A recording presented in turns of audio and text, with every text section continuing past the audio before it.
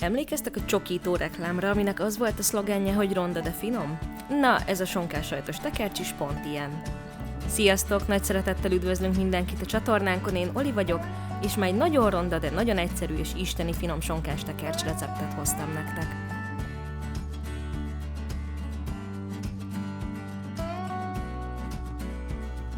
Egy tálas mixer keverőtáljába borítsunk 500 g finom lisztet,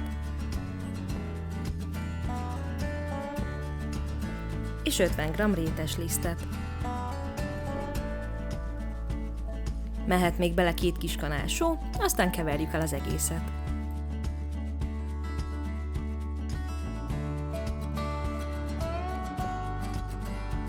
Öntsünk hozzá 1 kis kanál cukrot, 6 g szárított élesztőt, 50 ml olajat, 50 ml tejet, 3 deci tejfölt és 1 darab tojást. Pár perc alatt light tésztává dagasztjuk, és igazából nem baj, hogyha egy kicsit ragacsos lesz a tészta, de hogyha szükséges, akkor kevés liszttel lehet korrigálni.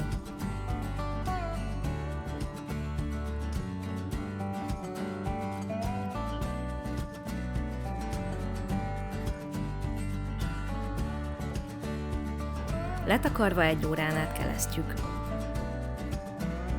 Míg a tészta pihen, előkészítünk mindent, amit a töltelékbe szeretnénk. Nálunk sonka, csemegeubi, hagyma és sajt volt, de ti nyugodtan alakíthatjátok a saját ízléseteknek megfelelően.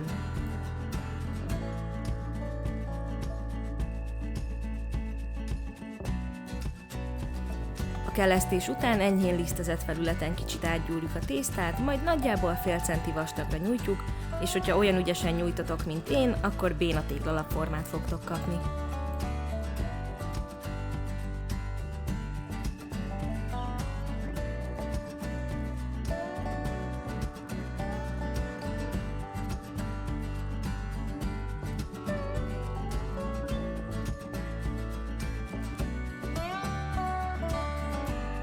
Én pár evőkanál mustárral kentem meg a tésztát, mert a töltelékhez ez passzolt, de ti használhattok mást.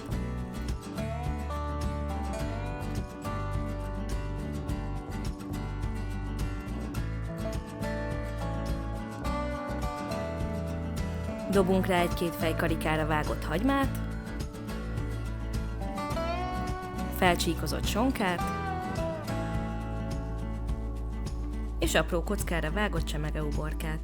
Ebből én bőségesen daraboltam, nagyjából 5-6 nagyobb ubit használtam fel.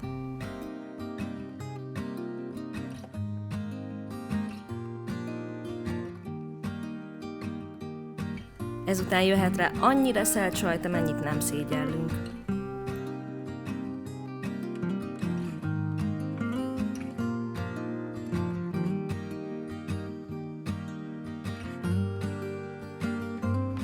Amennyire szorosan lehet feltekerjük, közben pedig előmelegítjük a sütőt 180 fokra légkeveréssel.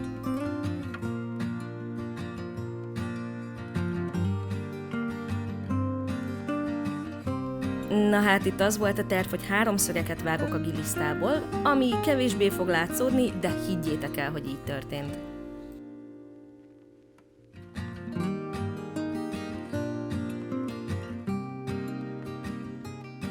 Sütőpapírral bélelt tepsire állítjuk a béna 3 szögeket, és lekenjük egy felvert tojással.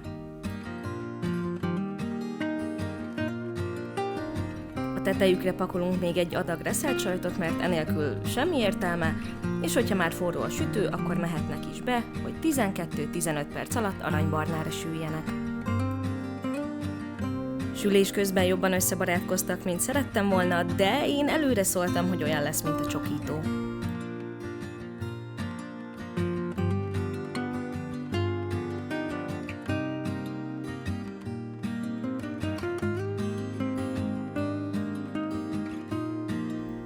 Reméljük tetszett a recept, ha így volt, akkor készítsétek el ti is, osszátok meg a videót, kommenteljetek, és ne felejtsetek el feliratkozni. Jó sütést, jó étvágyat, és további szép napot kívánunk! Sziasztok!